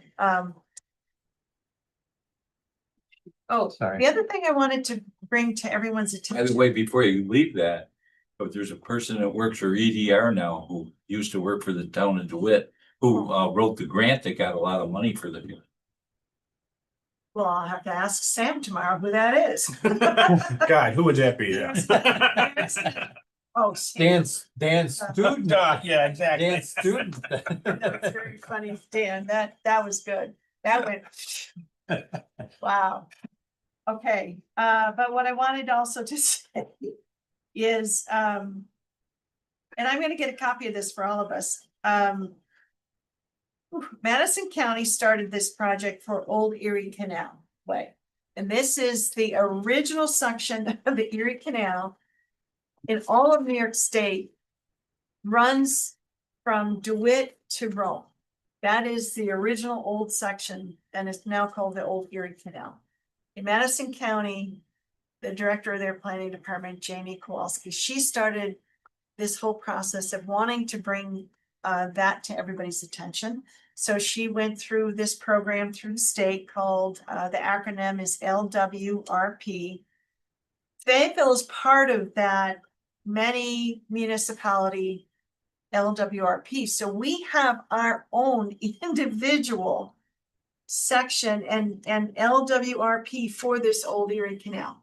And I thought, I bet you the board doesn't really know this. So I just spent the weekend reading lots of different documents, that being one of them. So I reached out to Jamie to try to get the final. So I'll bring copies here, and we should all be aware of this. Yeah. It's very cool. What does it stand for? Local waterfront revitalization plan. And then also that's the program. So So did they already identify that we're in a situation where? yes, That. the Theater Canal is already very well identified in that program. Unfortunately, it is considered non-navigable right now, and the waters from the Old Erie Canal are now coming up the Theater Canal. And instead, the waters from Limestone Creek should be flowing into the Old Erie Canal. This Theater Canal was created for two reasons. One is to feed water into the Old Erie Canal when it was first stretched, because they didn't have a lot of water feeding it. Number two, in the village of Fayetteville, it was used to transport a lot of our commerce to the boats in the Old Erie Canal. So, line, right, exactly right. A lot of line There's still, at the town of Manlius, where the town of Manlius parking is, there's still a thing there. There's remnants of the lime kiln itself. So that's a whole lot of explanation for, we're almost there with the application. I don't know when we would hear back from them, but we're gonna move into a budget season and cycle, and I'm thinking that this match that we would need would correlate with that. Yeah. And this is the planning part, but then we would Yes. need to seek the implementation. Yeah, I'm gonna get more clarity on that when I speak with the professionals tomorrow, because $300,000 is a lot of money. I'm wondering if it could take us and a small kayak launch isn't that expensive. So I'm hoping that can get us closer to the end game. And does the county have another pot of money that helps with Not that? that they know of, but But if they're doing this, that chances are they might create one. that's right. But also we will be eligible for sure for monies under the local waterfront revitalization program. Okay. So that is an absolute potential location for monies. And then there are two other potential locations. So we're not dry at the end. Mhm. I'm already thinking about how to find. Yeah. There's other things we could talk about, possible funding on it, or some that are out there. Let's see, last one is codes. Mike Jones and Mike Reveldin had a little Zoom meeting with a representative from this program called LIV or LIV. And the chief is here, so I'm probably going to stumble around trying to explain this, but he is very aware of this program and strongly supports it. It was brought to my attention because this program, LIV, is like an app in which fire inspections can take place in much more efficient manner, not the actual inspection themselves, but the reporting and the record keeping is extremely efficient. This program is being used by the town of Manlius. That's where Mike Revelding came in to explain how it's being used and how efficient it has been for them. And in our situation, we would bring in the program for our fire inspections in the village. We're a smaller unit, so it would not cost us the same that it costs the town. We're looking at, I have yet to have a conversation directly with the representative from LIV, and he and I were going to get into more details about the actual cost for us, but Mike Revelding was expecting and anticipating about $1,000 total. Yeah. For a year. It's For this per program. parcel. Right. It's per parcel is how they charge you. Okay, so I have more to learn Yep. about that. how it intersects well with the codes office is Mike Jones is already using a program called IPS. I do not know what these, I don't even know if that these are acronyms, but But okay. Integrated property services or something. Okay. It's part of a GovTech. That's just one of their components from a software So company. he's been using it for a long time. It works well for all permits and inspections that he has to do from a codes enforcement perspective.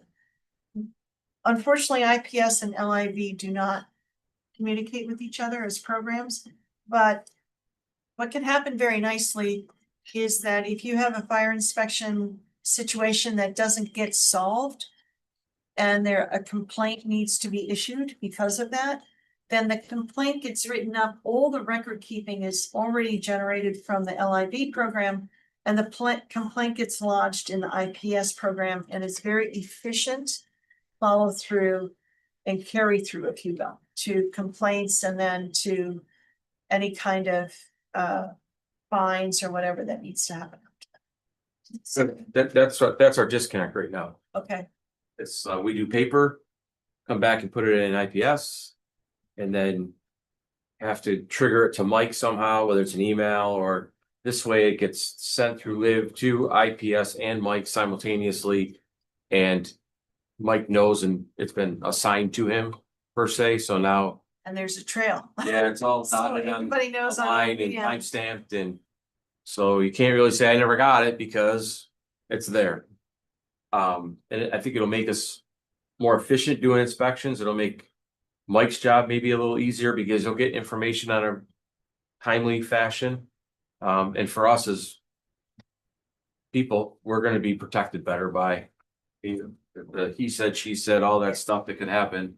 And the other good part about it is all your testing records. So we go to the new plaza over here and have to they do sprinkler tests. All the sprinkler test data is already in the system. It gets uploaded when they do a new test. So if it's Davis Almer, they'll automatically upload it for us. If there was an elevator there, the same thing happens with the elevator company. So all those records are kept in there where now you have to get the record, scan it, put it in there. So it's kind of really putting the most of it all into one. That IPS part's the last, but Mike doesn't seem like like Jones doesn't really have a problem with it because that's the documentation and ticket issuing and all that. So the live aspect is pretty slick and it should be really beneficial for us. So I'm not looking for any kind of motion tonight. I think that I know that I need to get a better handle on the cost of this. It would come through the codes office. He hasn't spent any of the money that's been budgeted this year so far, so we think it's gonna fit within what we've budgeted for him, but I will come back to everybody with specifics. And we'd like to get this, as long as the cost of it all is where I think it's gonna fall, then strongly recommend we get it up and running as soon as possible, and then we can be good to go with some of our new development. Well, even if financially it's an issue, whether it's my budget or the subsidized payroll line we're getting from the town for doing that. You know, we've been doing most of ours on shift, so. Yeah. You know, that helps. Okay. There's an avenue either way if we don't have it all through the codes. Okay, and that's all she said. Okay, Sam? Yeah, I attended a wine and cheese party, vibrant, exciting, all kinds of things going on. Great salesperson selling tickets to she and her husband, oh, she's here. And she and her husband selling tickets, and fortunately, a friend of mine, friend of ours, Joan and I bought some tickets, gave Joan the tickets, and Joan ended up winning. So Ah, great. well, excited, but it was a great party, and Disclosure, right? it was a great party, and I really appreciate them, At you the know. senior center. Once again, things like that, and we have to understand that whatever it's called, I'm not slighting what it's called now, but a Center for Vibrant Adults or something like that. But anyway, it's great because the amount of money they make is important, but on the other hand, it's getting the community together, just like we don't make money on the plaza, we don't make money on this, recreation doesn't make money on some of the events they have, but it's something that they do to make the community more enjoyable. Thank you. That's it. Ted, anything? We're gonna do Aaron that. got a request from the county today for a seeker resolution Yeah, so when we, relative to the Senior center. application through the Community Development Block Program for funding for a new boiler at the senior center. So I've drafted up a resolution to quit. Yeah. But I'll pass this out, but when I get back to my seat, I'll walk you guys through the seeker part 2 form. Which is the short form, so it'll be brief. In the draft that I'm passing out includes that there'll be no significant environmental impacts if the board agrees and it's granted the grant, so. Okay, so for its requirement to take a look at environmental issues, the board considers 11 things. Item number 1, would applying for and receiving this grant create a material conflict with adopted land use plan or zoning regulations? no, Question number 2, would the grant and installation of the new boiler result in a change in the use or intensity of use of land? no, Question number 3 is whether or not it would impair the character or quality of the existing community. no, Number 4 is whether or not it would impact a critical environmental area and the village has none. So the answer for that is no. No, no, Question number 5, would the new boiler result in adverse change in existing level of traffic or affect of existing mass transit, biking or walkway or No. infrastructure? Question number 6, would it cause an increase in the use of energy, which fails to incorporate reasonable available energy conservation opportunities? no, no, Number 7, would it have an impact on existing water supplies for wastewater treatment no, facilities? Number 8, would it impair the quality of important historic, archaeological, architectural, or aesthetic resources? no, Number 9, would the proposed action result in adverse change to natural resources? no, Number 10, would it result in an increase for potential for erosion, flooding, or drainage problems? no, no, And the last question is whether or not the action would create a hazard to environmental resources or human health. no. no, Based on those answers, the resolution in front of the board has a number of whereas where you basically acknowledge your obligation to consider environmental issues with respect to consideration of applying the grant and installing the new boiler. This board would be the lead agency for making a secret determination for this matter, which would be considered unlisted under secret regulations. And the resolution itself says we've reviewed the criteria that we're responsible to, we're the lead agency. And based on that review, we find no significant adverse environmental impacts. So if that's accurate, someone should propose adopting the resolution. Second. Discussion? Yeah. The second whereas says that the repair and upgrade of the Fayetteville Senior Center Cottage building. That's That's not incorrect. Yeah, accurate. it's a Phoenix Center building. Okay. Sorry about that. Thanks for catching that. It's not cottage. This is for the senior center itself. Great. Thanks. okay. All in favor? Aye. Aye. Okay. little housekeeping thing that we talked about before, Yeah. that we couldn't find anything where we formally adopted it, so we wanted to make sure Yeah. that. It just needs it to help complete its package. Okay. Anything else? No, I'd like- Okay, anybody in the audience have anything? Okay, the only thing I have is something that I don't have a lot of information about to share with you right now, but it is something that is coming up, and so we will probably be emailing about this before our next meeting, because it's gonna happen before our next meeting.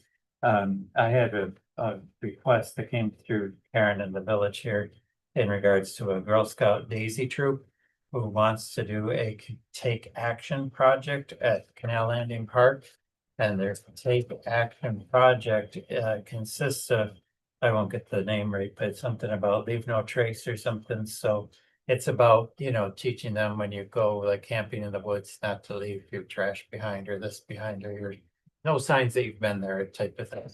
But their project would be to do some of this at the park on November 11th and some of it off-site before that, I'm guessing, because they're gonna do it on the 11th down there. But they want to create some kind of little rock garden that they would put around the little free library, standing library that's down there at Canal Landing Park. And their rock garden isn't like the rock garden that I had envisioned, but rocks that they paint and then they put like love or hope or peace or whatever on there. And the rocks are meant for people to pick up and take with them, not to be left there. So maybe other people are more familiar with this than I, but Casey's shaking her head like she knows about this stuff. And I didn't, so I had to get some clarifications. The other thing that they're asking for, so that part I don't see really is too much of a problem, as long as they identify what they're all about or that people should be taking up. The other thing that they asked about was to create some posters to talk about this and to zip tie them to our fence down there.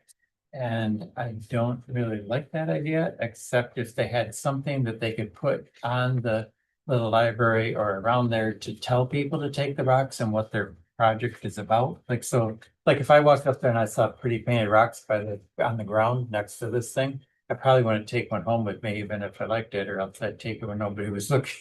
But I don't know what people will do or not do. I don't know what the thoughts are about You really that. don't know So what's going on.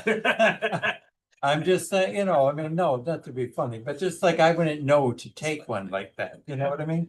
Yeah. So I don't mind that but I asked them to kind of give us like a proposal of what that poster might look like. They were suggesting that we would leave it there for like until they deteriorate, but I don't want to leave stuff like that. And I don't want to open the door to like lots of organizations coming up to post stuff on our fences and our signs in our parks and stuff like that. I think we're all probably in agreement with that part of it, but when I get more information, I told them we would talk about it. The concept is acceptable to everybody, if I can get that kind of feeling or consensus. And then the specifics, I'll have to ask for a little bit more clarification on that. An idea for them. This is all around the library, little library book house, right? Yeah, Uh-huh. So maybe they can make little explanation cards, little postcards that are actually put in the book house for people to take one and understand it. Maybe somehow it can be shown that way.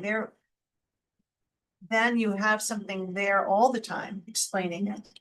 It's not going to get degraded by weather. We don't have to worry about that. Right, or something, isn't the book house got a glass door? Maybe Yeah. they Yeah. could put something on the inside of the glass door Right. that's a little sign like Right. everybody was talking about. Right. I mean, just looking for ideas of what we can, whose little library is it? Who sponsors it? I don't know, we allowed it. So these little. Because the little libraries are actually sponsored by somebody or some organization, yeah. And so they actually, the ones that actually. Somebody probably asked us I to don't put a know if little it's a library free in there, but I library or don't. not, to be honest with you, I don't know. Usually No. Individuals. Yeah. I think maybe a somebody asked small us to put Yeah. one in there, but I don't know that anybody really maintains names it. or associated with They're in little the sign. libraries. Class idea. Because, and I would also, because it's a good opportunity to teach that what they're proposing is the opposite of the no face. Right, And so, offer this suggestion, get Yeah. them to, think about, is yeah, it? no, I wanted other people's ideas, and like I Yeah. say, if you know about it, Hologram. then I didn't know anything about it. They could make, and they could also make rocks that say, "Please take Take one." me, Yeah, please take a look. Yeah, Girl Scout troop, Daisy, whatever. So anyway, So I'll give you more information and I will get back to him with like the idea that we're okay with it, but then it's just these parameters of what we're thinking. We just really want to work with them, but it's like, where they are right now, we don't know what's going on. Right, it is a tiny bit related to something that I've talked to you about in terms of that garden right there. yeah, If we could pull, there's weeds right up to there. So if we could pull some of that, yeah, That I'll would be get good. that going too now Yeah. with that. I'm sure with that. because then we have room for the rocks. Yeah. Well, we solved a big problem tonight. Okay. Well, now we know all about the Girl Scouts and their act. And it's great to encourage kids. Nothing Yeah, wrong. no, it's all good, and they sound like Daisy's must be little kids, because they talked about elementary school kids, not That's Like, the youngest level. other kids there. Good, not so familiar, but go with it. Okay, motion to adjourn, So moved. Those are- thank you, all in favor?